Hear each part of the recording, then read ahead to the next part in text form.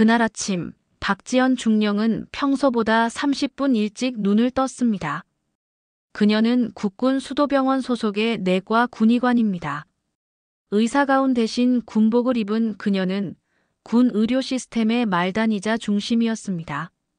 지연은 커튼을 열며 먼 동쪽 하늘을 바라봤습니다. 새벽 5시 10분. 아직 어둠이 걷히지 않은 서울 외곽의 군부대 근처 아파트 단지. 창밖의 가로등 불빛 사이로 성큼 다가오는 또 다른 하루가 무겁게 느껴졌습니다. 현관 옆 액자 속 사진, 아들 도연의 훈련소 수료식 사진을 물끄러미 바라봤습니다. 갓 삭발한 머리에 해맑게 웃고 있는 도연. 잘하고 있다는 듯한 그 눈빛이 지연의 마음을 오늘도 위태롭게 흔들고 있었죠. 씻고 나와 단정히 군복을 차려입으며 그녀는 거울 앞에 섰습니다. 주름진 눈가에 순간 시선이 멈췄습니다. 벌써 이만큼이나 흘렀구나. 군의관이 된 지도 17년, 그중 12년을 독박 육아로 버티며 살아왔습니다. 남편은 도연이 2살 되던 해 사고로 세상을 떠났고 그 이후 지연은 단 하루도 제대로 쉬지 못하고 살아왔습니다. 아들이 엄마 품에서 울다 지쳐 잠들던 밤들, 손잡고 병원 회진을 따라다니던 어린 시절, 그리고 엄마 나도 군의관 할까? 라며 자신을 따라하고 싶다던 그 웃음까지. 도연이가 자원 입대한 것은 20살 생일을 갓 넘긴 무렵이었습니다. 엄마, 나도 똑같이 국방에 의무 다하고 싶어. 지연은 아들을 꽉 안아주고도 눈물 한 방울 흘리지 않았습니다. 그래, 남들처럼 당당하게 다치지 말고 건강히 다녀와. 그게 전부였고 그렇게 믿고 싶었습니다. 지연은 식탁에 앉아 습관처럼 국방부 메일과 내부 공지를 확인했습니다. 보고사항과 공지사항들 사이로 군병원 접수 시스템에 등록된 외래 진료자 명단을 훑던 그녀는 그 이름을 보게 됩니다. 김도연 복통 및 식욕 저하, 스트레스성 위험 의심. 심장이 쿵 소리를 냈습니다. 가슴이 철렁 내려앉았고 온몸이 순간 얼어붙는 느낌. 그러나 지연은 입을 굳게 다물었습니다. 다시 한번 파일을 닫고 아무 일도 없었다는 듯 손을 움직였습니다. 이름이 같은 사람일 거야 도연일 리 없어. 그렇게 되뇌며 그녀는 다시 몸을 일으켰습니다. 하지만 손끝이 떨리고 있었습니다. 출근 준비를 마친 뒤 현관을 나서기 직전 지연은 아들에게 메시지를 보냈습니다. 도연아, 잘 지내지? 감기 조심하고 밥 잘 챙겨 먹어. 훈련 힘들면 꼭 얘기해. 답장은 1시간 뒤 짧게 도착했습니다. 괜찮아, 엄마. 별일 아냐. 요즘 그냥 좀 피곤해서 그래. 정확히 그런 말투였다. 그냥 좀 피곤해서 그래. 아들의 말투는 담담했고 감정을 철저히 숨긴 문장. 지연은 알 수 있었습니다. 그 말은 나 아무렇지 않아가 아니라 제발 이쯤에서 그만 물어봐줘라는 간절한 부탁이라는 걸. 그날 부대에서는 정기순환 진료가 예정되어 있었습니다. 지연은 의료 지원차 방문하는 부대 명단을 확인하다가 또 한 번 멈칫했습니다. 그곳은 아들의 자대가 위치한 22사단이었습니다. 마음 한 구석이 쿡 찔렸습니다. 박중령님, 출발 준비 완료됐습니다. 네, 바로 갑니다. 지연은 구급 가방을 챙겨 들고 군용 차량에 올라탔습니다. 창밖으로 스쳐 지나가는 풍경들 속에서 그녀는 속으로 조용히 기도했습니다. 아무 일도 아니기를. 그저 지나가는 위험이기를. 제발 내 아들이 망가지고 있는 게 아니기를. 군용 차량이 산길을 따라 천천히 올라갈 때마다 박지연 중령의 심장은 마치 조여오는 것 같았습니다. 22사단, 그곳은 그녀의 아들 도연이 소속된 곳이었습니다.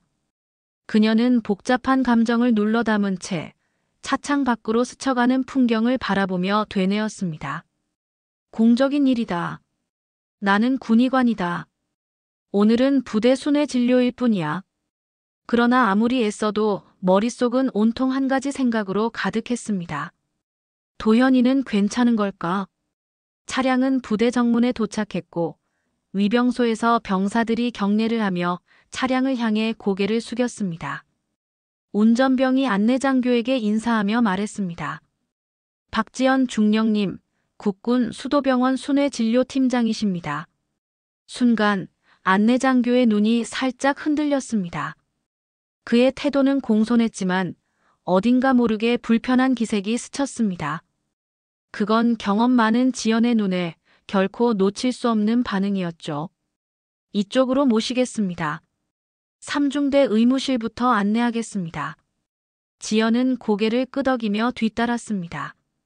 한겨울 냉기로 굳은 흙길을 걷는 동안 장교의 발걸음은 어딘가 서두르는 듯 하면서도 조심스러웠고 때때로 뒤를 돌아보는 시선엔 무언가를 감추려는 기색이 명확히 담겨 있었습니다.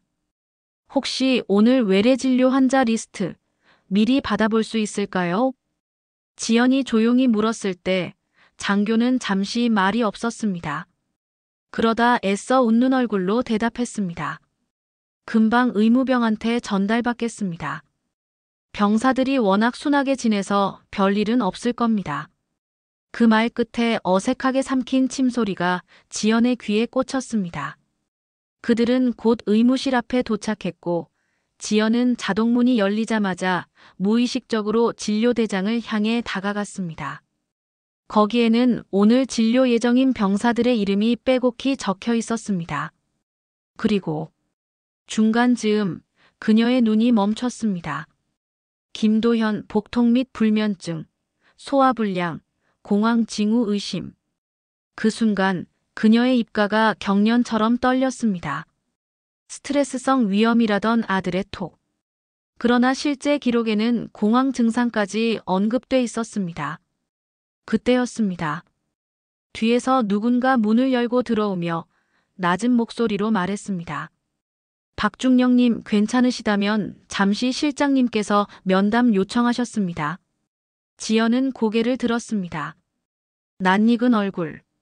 중앙보건본부 파견 경험이 있는 군 보건행정과장 임재욱 대령이었습니다. 예상치 못한 인물이었습니다. 박중령, 미안하게 됐습니다. 급히 얘기할 게 좀 있어서요. 둘은 옆에 마련된 회의실로 이동했고 문이 닫히자마자 임 대령은 깊은 숨을 내쉬며 말을 꺼냈습니다. 지연 씨, 우선 마음 단단히 먹으세요. 이번 건 생각보다 좀 심각합니다. 그 말 한마디에 지연의 눈빛이 매섭게 변했습니다. 우리 아들에게 무슨 일이 있었습니까? 임 대령은 조심스럽게 서류를 펼쳤습니다. 안에는 김도현 병장의 상병 시절 상담 기록, 의무 기록, 생활관 보고서가 첨부돼 있었습니다. 그리고 그 위에는 굵직하게 붉은 글씨로 적혀 있었습니다. 지속적 폭언 및 구타에 따른 심리적 위축 상태.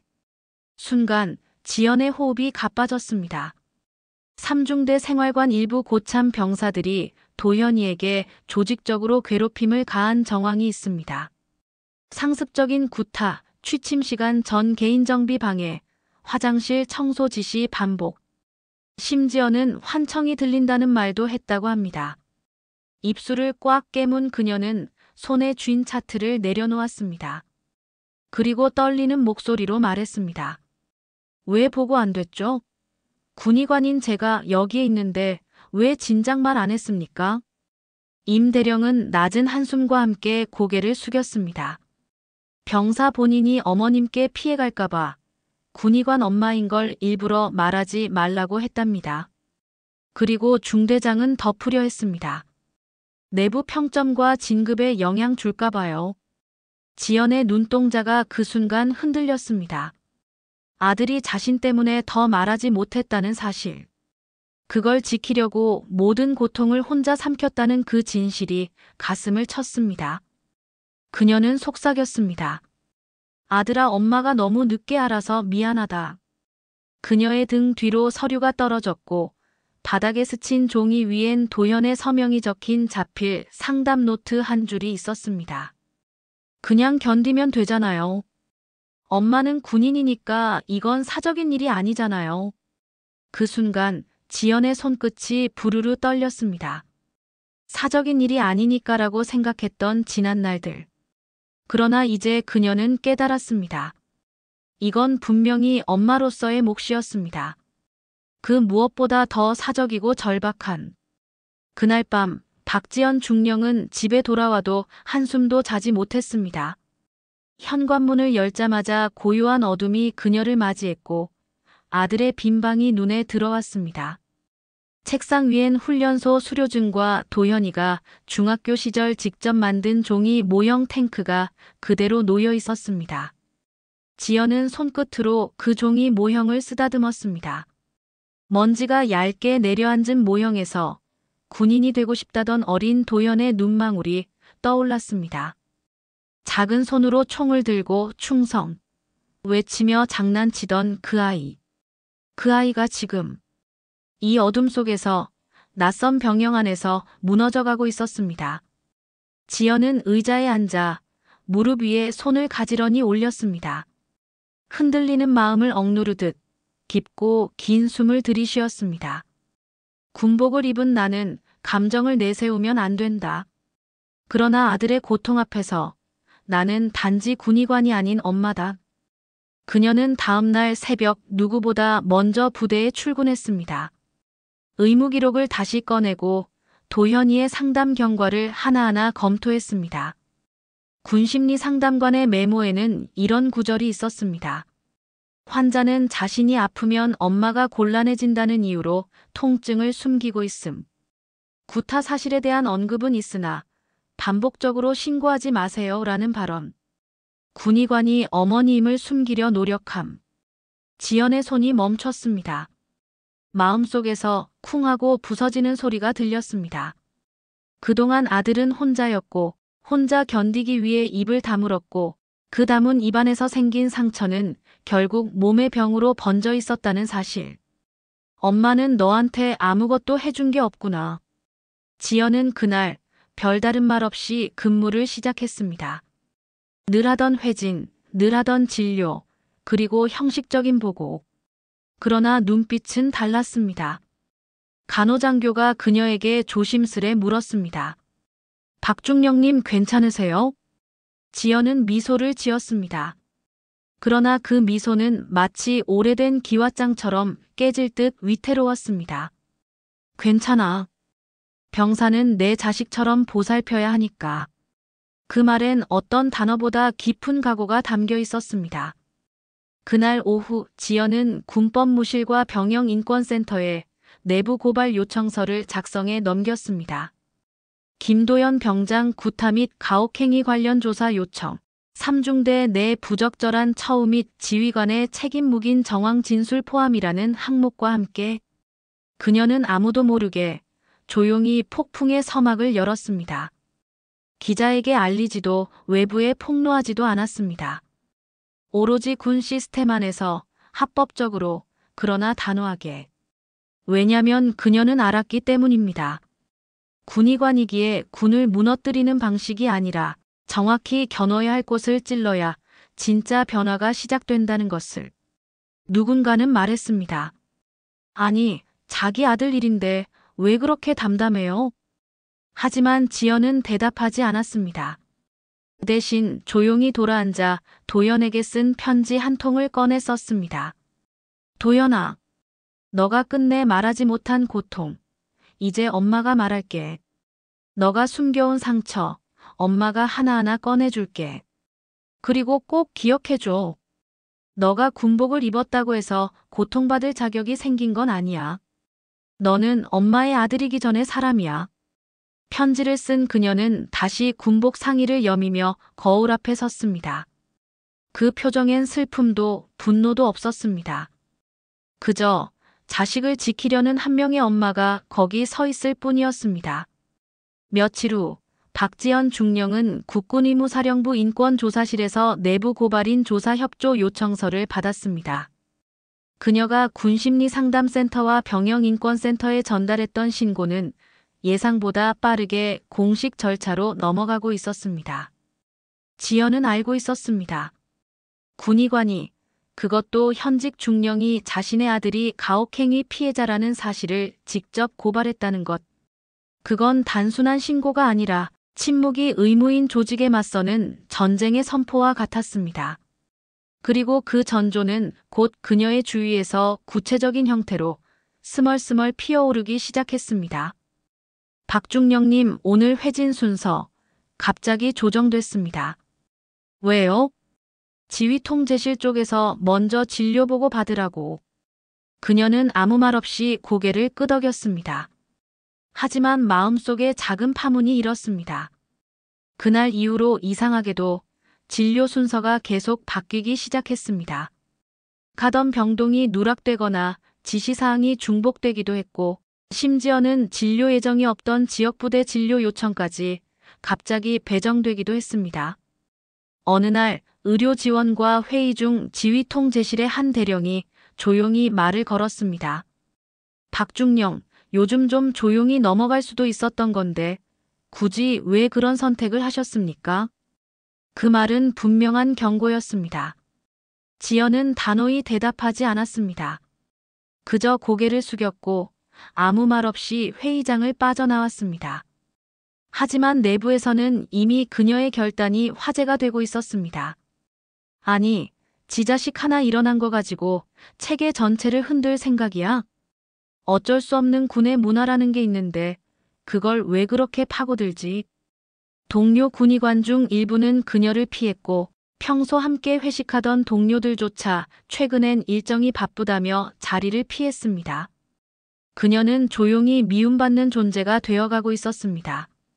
하루는 지휘본부 의무참모가 그녀를 따로 불러 이렇게 말했습니다. 박중령, 자식 문제에 감정이 실린 건 이해하지만 이건 군 전체 시스템과 문화에 영향을 줄 수 있는 사안입니다. 당신의 개인적 감정이 조직에 부담이 되는 건 원치 않습니다. 그 순간 지연은 조용히 고개를 들고 그를 바라봤습니다. 그 조직이 내 아들의 몸과 마음을 부쉈습니다. 그게 시스템적 문제는 아닐 수도 있지 않습니까? 그렇다면 더 문제입니다. 시스템이 아니라면 그건 사람의 문제고 책임의 문제니까요. 침묵이 흘렀고 의무참모는 대답 대신 커피잔을 내려놓았습니다. 지연은 그날 밤 다시 아들의 자필 상담 노트를 펼쳐보았습니다. 매일 밤 자는 척하며 이불 속에서 울었어요. 고참들이 새벽마다 불 꺼진 생활관에 들어와 엄마가 군의관이든 말든 네가 우리 밑에 있는 건 똑같아라고 했어요. 그 문장을 읽는 순간 지연은 심장이 내려앉는 듯한 고통을 느꼈습니다. 그 아이는 엄마를 지키기 위해 침묵을 선택했고 엄마는 아들을 지키기 위해 분노 대신 정적을 선택했습니다. 다음 날 지연은 결심했습니다. 도연의 자대 3중대 생활관을 비공식 진료 사유로 방문하기로. 그곳에서 직접 보고 직접 마주하겠다고. 의무 기록에도 남기지 않고 보고 없이 진행된 그녀의 개인 진료 행보는 위험했지만 그녀는 이미 각오한 상태였습니다. 그날 오후 생활관에 도착했을 때 지연은 복도 끝에서 한 고참 병사와 도연이 마주 서 있는 장면을 목격하게 됩니다. 도연은 고개를 푹 숙이고 있었고 고참 병사는 작게 그러나 분명히 말하고 있었습니다. 그래, 그 엄마가 뭐 어쨌다고. 네가 잘못해서 터진 거잖아. 우린 그냥 군대답게 가르친 것뿐이야. 순간 지연의 심장이 무너져 내렸습니다. 그 말 속에는 아무런 죄책감도 없었고 권력에 길들여진 폭력의 논리만이 남아 있었습니다. 그날 저녁 박지연 중령은 간이 회진 기록지에 아들의 상태를 조용히 적은 뒤 의료 가방을 덮었습니다. 보고 없이 다녀온 3중대 생활관. 그곳에서 그녀는 아무 말도 하지 않았습니다. 그저 도연의 눈빛과 고참 병사의 태도, 무거운 공기만을 마음속 깊이 새겼습니다. 그러나 다음 날 오전 부대 전체를 흔드는 사건이 터지고 말았습니다. 박중령님, 지금 3중대에서 병사 한 명이 실려왔습니다. 간호장교의 다급한 외침. 지연은 심장이 철렁 내려앉은 채 응급의무실로 뛰어갔습니다. 그곳엔 김도연 병장이 실려 있었습니다. 팔에는 자해 흔적처럼 보이는 얕은 상처들이 있었고 입술은 새파랗게 질려 있었으며 의식은 혼미했습니다. 도연아. 지연은 무의식적으로 아들의 손을 움켜쥐었습니다. 그 순간 간호장이 조용히 귓속말을 건넸습니다. 생활관 안 화장실에서 발견됐습니다. 고참이 먼저 보고했고요. 약통이 바닥에 떨어져 있었고 내용물이 흩어져 있었습니다. 수면제 계열약으로 보입니다. 지연은 손끝에 힘을 줬습니다. 바로 위세척하고 혈액 검사 준비하세요. 그리고 CCTV, 생활관 출입 기록 전부 요청해요. 지금 당장입니다. 숨이 거칠게 몰아쳤습니다. 그녀는 지금 군의관도 중령도 아니었습니다. 하나뿐인 자식을 놓고 싸우는 엄마였고 지금 그 아이가 목숨을 걸고 내던진 도움 요청 앞에서 더는 물러설 수 없었습니다. 잠시 후 지휘통제실과 인권조사팀에서 연락이 왔습니다. 박중령님, 지금 상황에 대해 공식 입장을 들을 수 있을까요? 입장은 하나입니다. 제 아들이 군 안에서 자살 시도를 했습니다. 그리고 그 원인은 분명한 폭력과 무관심입니다. 증거는 거기 그대로 있습니다. 지연은 의무병들에게 지시를 내리고 곧바로 인권조사단과 함께 삼중대 생활관으로 향했습니다. 그 현장은 아직 정리되지 않은 그대로였습니다. 화장실 바닥에 떨어진 약통, 구겨진 위생장갑, 그리고 세면대에 묻어있는 핏자국, 그리고 그 앞에 도연이를 괴롭혔던 고참 병사 셋이 서 있었습니다. 그들은 시선을 피하거나 무표정한 얼굴로 서 있었습니다. 그중 하나는 아예 고개를 숙인 채 말했습니다. 우린 장난이었어요. 장난이요? 지연은 그를 향해 조용히 다가갔습니다. 그리고 낮은 목소리로 말했습니다. 매일 새벽마다 침낭을 걷어차고 얼차려를 주고 화장실 청소를 3번씩 반복시킨 게 장난이었습니까? 그냥 분위기, 부대 분위기라는 게 있잖아요. 그 분위기라는 말 안에 누군가의 삶과 정신이 무너지고 있다는 사실을 단 한 번이라도 생각해 본 적 있습니까? 그 병사는 아무 말도 하지 못했습니다. 그러자 옆에 있던 다른 병사가 작게 중얼거렸습니다. 솔직히 엄마가 군의관이니까 더 꼴 보기 싫었다는 얘긴 했어요. 우리끼리도 좀 불편했거든요. 그 말은 칼처럼 지연의 가슴을 찔렀습니다. 그러나 그녀는 그 감정을 삼키고 오히려 더 침착한 얼굴로 중대장을 향했습니다. 중대장님, 알고 계셨죠? 이 병사들이 도연이를 어떻게 대했는지. 중대장은 입술을 꾹 다문 채 고개를 숙였습니다. 정확히는 다 파악 못했습니다.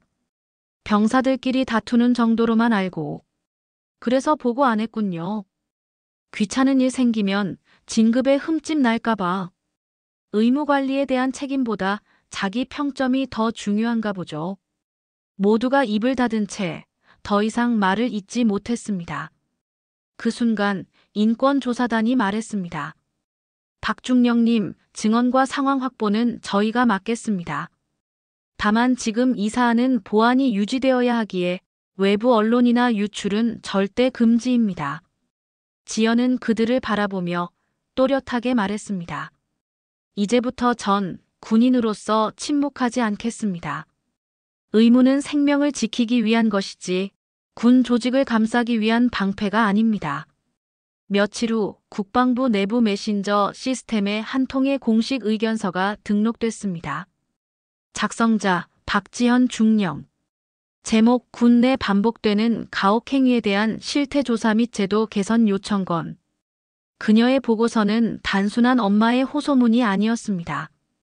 수치, 통계, 3년간의 병사 자살률 증가 그래프, 심리상담 누적 미진단 건수, 그리고 자대 복귀 이후 정신질환으로 전역한 병사들의 사례까지.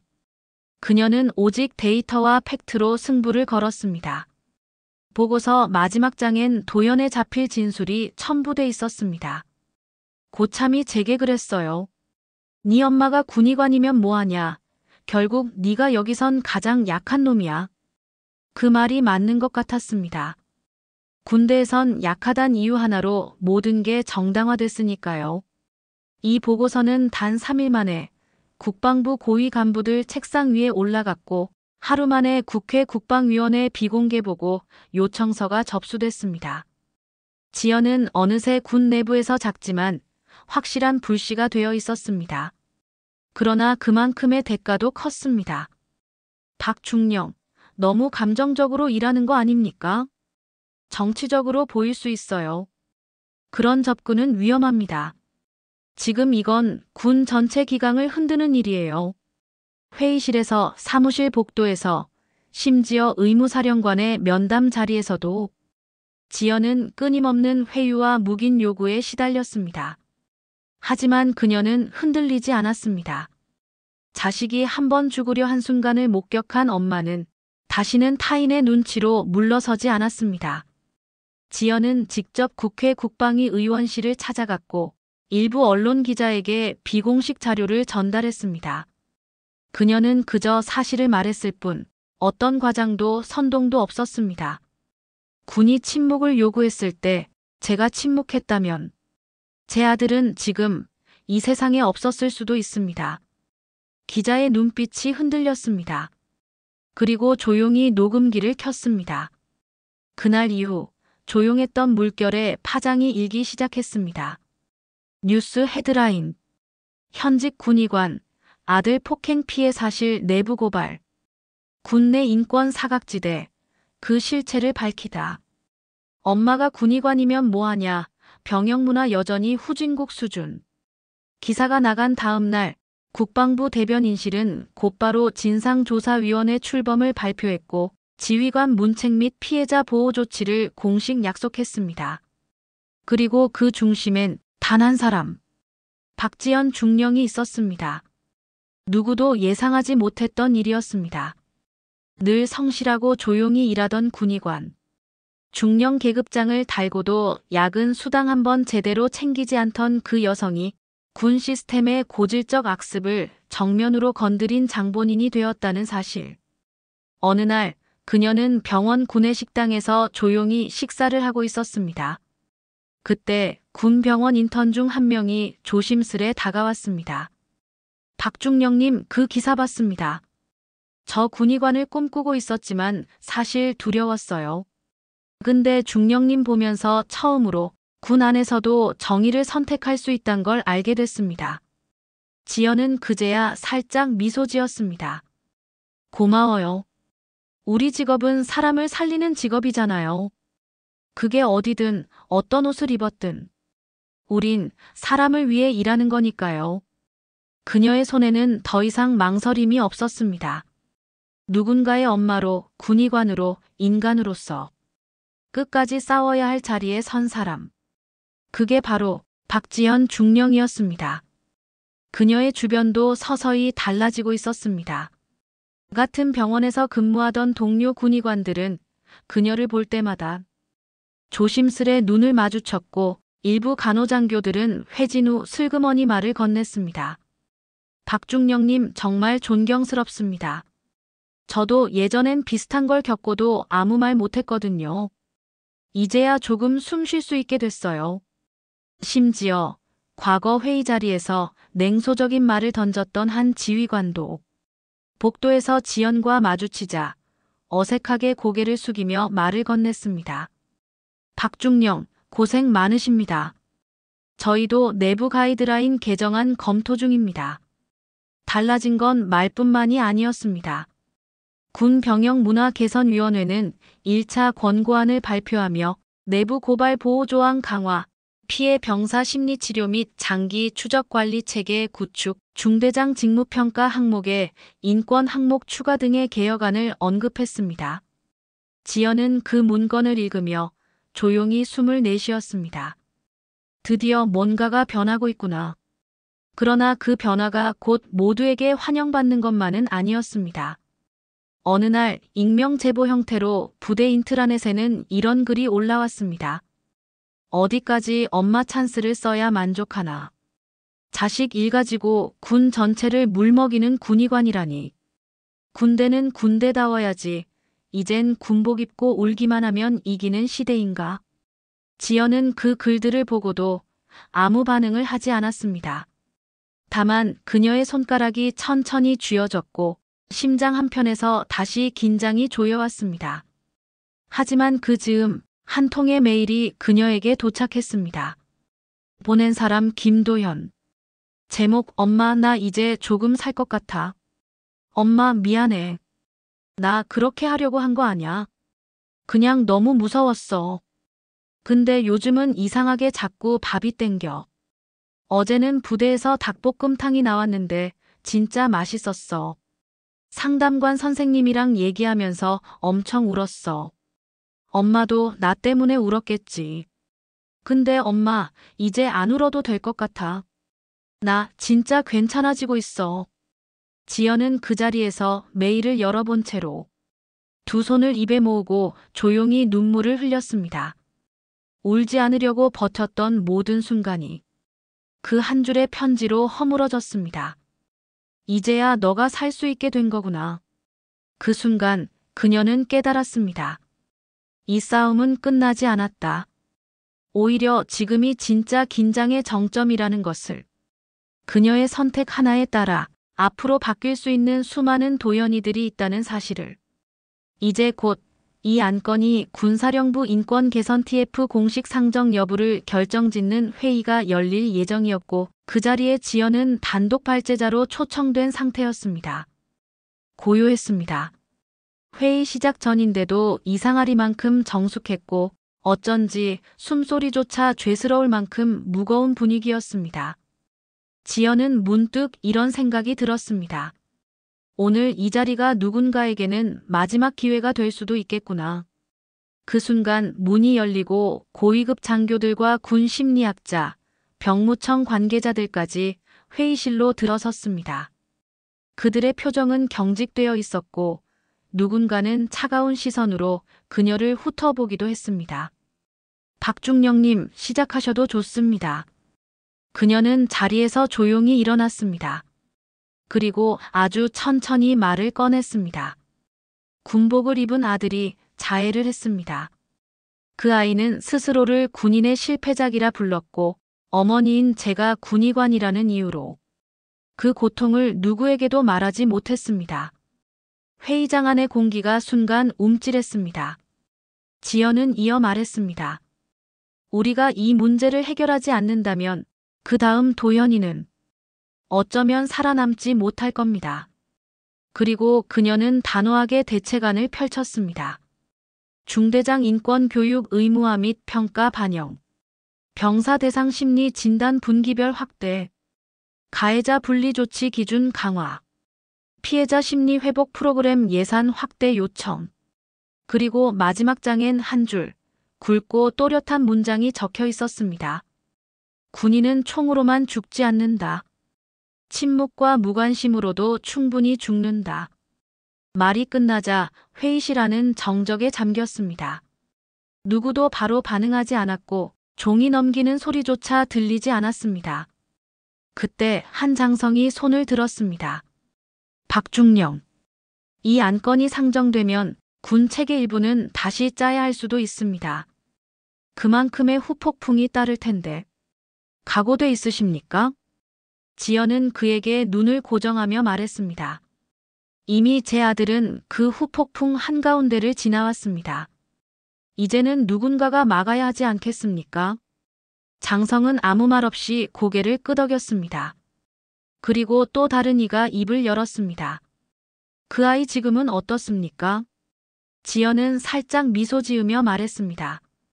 다행히도 요즘엔 배식 시간이 기다려진다고 합니다. 특식 나오면 제일 먼저 달려간대요. 그날 저녁 박지연 중령은 평소보다 늦게 퇴근했습니다. 군용 차량이 병원 정문을 벗어날 때 그녀는 조용히 창밖을 바라봤습니다. 어느덧 해는 지고 군막사 위로 붉게 물든 하늘이 펴져 있었습니다. 휴대폰에는 아들 도연에게서 도착한 짧은 문자 한 통이 있었습니다. 엄마, 오늘 저녁에 면회 가능해요? 요즘은 그냥 엄마 얼굴만 보면 안심이 돼. 지연은 잠시 휴대폰을 바라보다가 조용히 입꼬리를 올렸습니다. 그녀는 곧장 22사단으로 향했습니다. 차량 안 라디오에선 낮에 있었던 국방위 회의 결과가 짧게 보도되고 있었습니다. 군 내 가혹행위 방지를 위한 TF안 첫 회의 통과. 현직 군의관 박지현 중령의 문제 제기에서 시작된 이번 사안은 그 소리에 그녀는 고개를 저으며 라디오를 껐습니다. 그녀에게 중요한 건 누가 시작했는가가 아니었습니다. 그저 누군가의 끝이 되지 않도록 한 사람이라도 더 살아남게 만들고 싶었을 뿐이었습니다. 부대 면회소. 군복을 입은 도현이 조심스레 문을 열고 들어왔습니다. 그의 얼굴엔 어느새 살이 조금 올랐고 무릎과 어깨에 남아있던 움츠림이 조금은 덜해져 있었습니다. 엄마. 그 한마디에 지연은 말없이 아들의 손을 꼭 잡았습니다. 말이 필요 없었습니다. 그 손에 담긴 체온이 지금까지 버텨온 시간을 전부 대변하고 있었으니까요. 오늘 닭도리탕 나왔어. 진짜 맛있었어. 그래. 다행이다. 그리고 상담관 선생님이 그러더라.